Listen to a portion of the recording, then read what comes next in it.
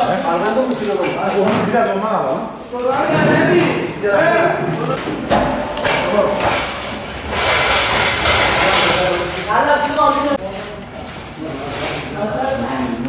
Bu şekilde mi çalışıyor? Aynen.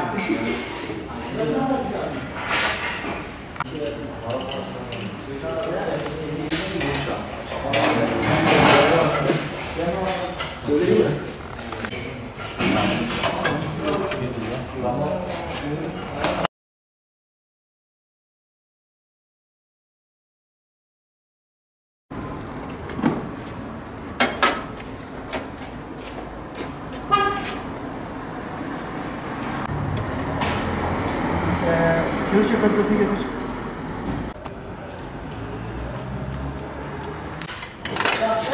Parça.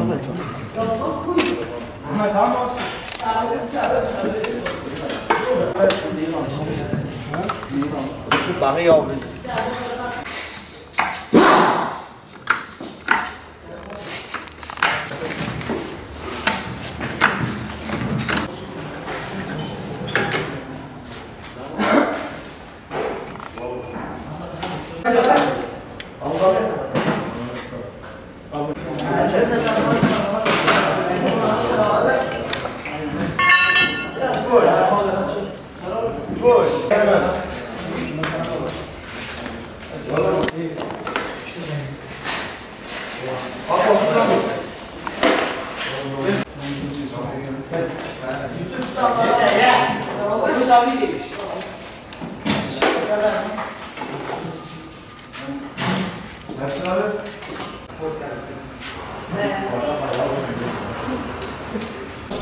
Yani bir çocuğun yanımıza ilkokulu, ortaokulu bitirdiği zaman geldiğinde yanımızdaki aldığı eğitim farklı. Ama ilkokulu bitirdikten sonra veya lise bitirdikten sonra geldiği aldığı eğitim farklı. Onun için liseden sonra gelen öğrenciler yanımıza aldıkları eğitimler eksik oluyor. Nasıl? Bir çocuk liseyi bitirmiş, artık bizden bir işi öğrenirken sanki emir almış gibi oluyor. Ve biz bu işi öğretirken çok zorlanıyoruz. Çocuğa o eğitimi veremiyoruz. Onun için ne oluyor? Çocuk belli birkaç ay çalıştıktan sonra kaçıp gidiyor. Onun için düzgün eğitim veremiyoruz. Yani bize ilkokulu bitirmiş veya ortaokulu bitirmiş elemanlar geldiğinde istediğimiz şekilde o çocuğa eğitim veriyoruz ve o çocuk kalfalığı düzgün bir şekilde aldığında bir gün dükkan açtığında müşteriye düzgün hizmet veriyor. Onun için şu anda mağduruz. Yani liseden sonra gelen öğrencilerde biz verim alamıyoruz. Yani zaten ilkokul sonrası eleman bulamıyoruz. Ortaokul sonrası da bulamıyoruz. Liseden sonra geliyorlar. O da bize bir faydası olmuyor yani. Çocuk 15-16 yaştan sonra geldikten sonra abi bize nasıl bir fayda verecek? Yani çocuk bizden buraya geldiğinde sanki buraya bir kalfa gibi geliyor. Yaş büyük olduğu için biz de o çocuğa düzgün eğitim veremiyoruz yani. Şimdi çocuklara bakıyorsun, bir de bizim yanımıza gelen çocuklar işte anne baba diyor ki benim çocuğum okulda okumuyor. Ben bunu götüreyim tamirci yapayım. Çocuğun burada aklı yok. Yani bu işte şeyi yok, gözü yok.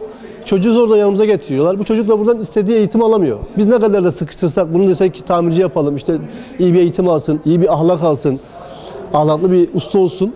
Çocuk gözü dışarıda. Onun haricinde diğer anne babalar düzgün gerçekten tamirci olacak çocukları da yanımıza göndermiyorlar. Onlar da diyorlar işte mühendis olsun, avukat olsun, öğretmen olsun. Onlara gidip üniversite bitirdikten sonra zaten atanamadıkları için boşta kalıyorlar. Yani hem biz mağdur oluyoruz hem o çocuklar ve aileler mağdur oluyor. Ya bu konuda biz zamanında çıraklığa başladığımız dönem 90'lı yıllarda falan söyleyeyim ben. O dönemde başladık mesleğe. O dönemde de her bir dükkanda 10 tane çırak bulunuyordu. Niye? Çalışmayan insanlar, bilmem şey yapan çocuklar, okula devam etmeyenler gelir işe başlardı. Şu an liseye giden çocuk mesela 16-17 yaşına geliyor. Ondan sonra gelip sanayide çalışmak istemiyor. Ücret sıkıntısı var. O yüzden okula giden çocuklar da geri buraya gelemiyor. Tek başıma çalışıyorum mesela, eleman yok. Lazım burada mesela 3-4 tane eleman olsun. Bunun gibi sıkıntılarımız vardı yani, mevcuttu. Tek başımıza mücadele veriyoruz mesela, hani burada 3 tane eleman olması ayrı, onun getirisi ayrı. Bu sefer yaptığımız işin elemanlara vereceğimiz parayı kurtarmıyor.